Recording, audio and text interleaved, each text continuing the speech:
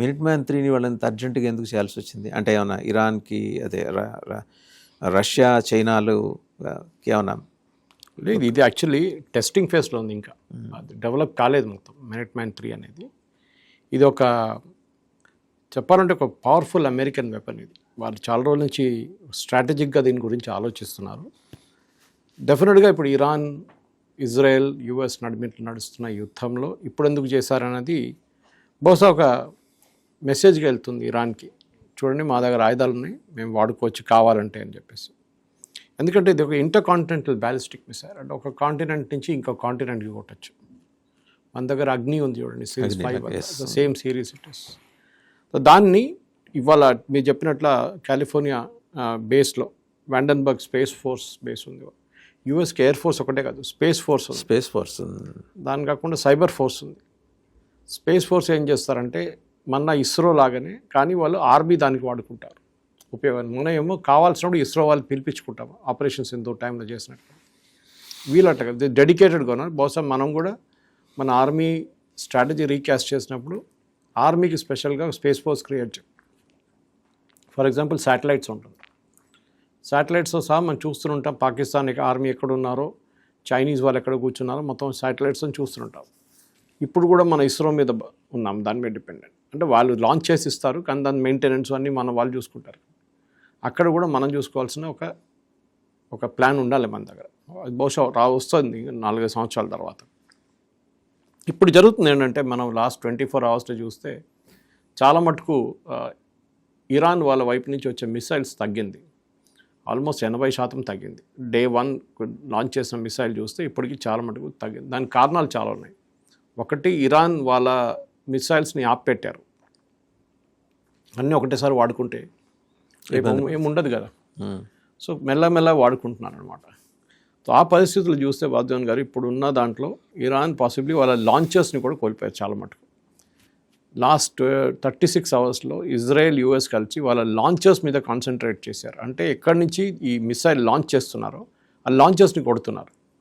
నిన్న బహుశా ఒక 16 లాంచర్స్ని డిస్ట్రాయ్ చేశారు వాళ్ళు. ఈ లాంచర్స్తో సహా లాంచ్ చేసిపోయే మనుషులు కూడా చనిపోయారు దాంట్లో.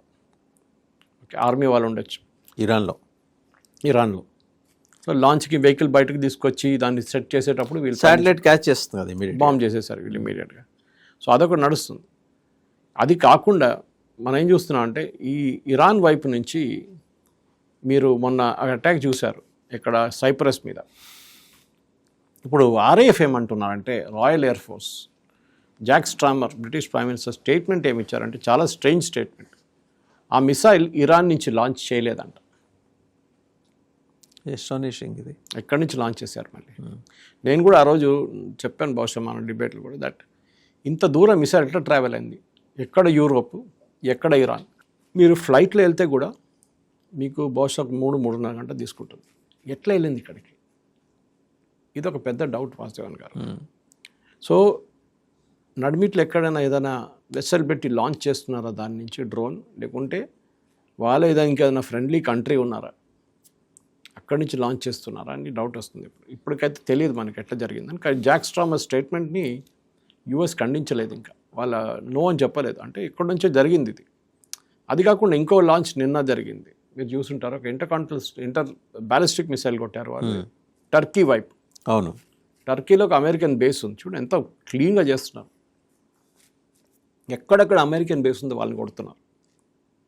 కానీ దాన్ని నేటో ఫోర్సెస్ అడ్డుకున్నారు. ఐ థింక్ బహుశా ఒక యూఎస్ ఎయిర్క్రాఫ్ట్ లేకుంటే యూకే ఎయిర్క్రాఫ్ట్ దాన్ని కొట్టుపడేస్తుంది అది మిసైల్. డేంజరస్ ఏంటంటే that is a nuclear command. టర్కీలో ఉన్న ఆ బేస్, యూఎస్ బేస్ ఒక న్యూక్లియర్ కమాండ్ బేస్. దాన్ని కొట్టినారనుకోండి, the results would have been disastrous. అది మనం ఊహించలేము. ఎందుకంటే యూఎస్ కూడా ఊహించలేము వాళ్ళు ఇట్లా ఎవరైనా మా మీద దాడి చేస్తారో, అది కూడా మన న్యూక్లియర్ కమాండ్. అంత ఇండిస్క్రిమినేట్గా అయిపోయింది సార్ ఇరాన్. డెస్పరేషన్. అంటే యూజువలీ ఒక దేశం ఇంకో దేశం మీద దాడి చేస్తే వాళ్ళు కొంచెం టైం తీసుకుంటారు. మనం చూడండి, ఆపరేషన్ సింధూర్ 14 రోజులు తర్వాత చేసాం.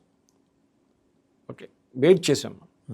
పెహల్గాం జరిగిన తర్వాత 14 రోజులు వెయిట్ చేసి మనం ఆపరేషన్ సింధూర్ లాంచ్ చేసాం. ప్లానింగ్ ఉంటుంది. ఈ కేసులో మీరు చూడండి, డే 1 సాటర్డే కొట్టారు, అదే రోజు వీళ్ళు మిసైల్ స్టార్ట్ చేస్తారు. వీళ్ళు ప్లానింగ్ ఏం లేదు, డైరెక్ట్ రెడీగా ఉన్నారు. అంటే బహుశా వాళ్ళు ముందే దాన్ని ప్లాన్ చేసుకొని ఉంటారు. ప్రిపేర్డ్గా ఉన్నారు. మా మీద దాడి ఉంటుంది, ఆ దాడిని ఇట్లా ఎన్కౌంటర్ కౌంటర్ కౌంటర్ చేయాలని చెప్పి. సో అది ఇరాన్ ప్రిపేర్డ్గా ఉన్నారు. మనం నిన్న మాట్లాడాం దాని గురించి. దట్ ఇరానియన్ ప్రిపరేషన్ ఈసారి చాలా బాగుంది. వాళ్ళు జూన్లో నడిచిన 12 Day వార్ చూసి నేర్చుకున్నారు చాలా మటుకు. అమెరికన్ కేపబిలిటీ ఏంటి, యూకే కేపబిలిటీ ఏంటి, ఇజ్రాయెల్ కేపబిలిటీ అంటే చూసుకున్నా. నిన్నటి నుంచి ఇజ్రాయెల్ కూడా మళ్ళీ ఇరాన్ని కొడుతున్నారు, ఎస్పెషలీ మిసైల్ టార్గెట్స్. డ్రోన్ ఏం చేయట్లేదు వాళ్ళు ఇప్పుడు, ఎందుకంటే డ్రోన్ ఎక్కడుందో తెలియదు. అది లాంచ్ చేయడానికి ఎక్కువ స్పేస్ అక్కర్లేదు, మీరు విత్ ఇన్ మినిట్స్ లాంచ్ చేసుకోవచ్చు దాన్ని. చిన్న ఎయిర్క్రాఫ్ట్ లాగా ఉంటుంది అంతే వాళ్ళ డ్రోన్స్ అన్ని. ఆ పరిస్థితిలో ఇప్పుడున్న ఒక అటాక్ని అజర్బైజాన్ మీద జరిగినప్పుడు అక్కడ కూడా మనకు డౌట్ వస్తుంది. రాజీ ఎయిర్పోర్ట్ మీద దాడి చేశారు. Iran Azerbaijan border, common border ఉంది వాళ్ళకి, దర్ ఆర్ బార్డరింగ్ కంట్రీస్. ఎందుకు నాకు తెలియదు ఇప్పుడు.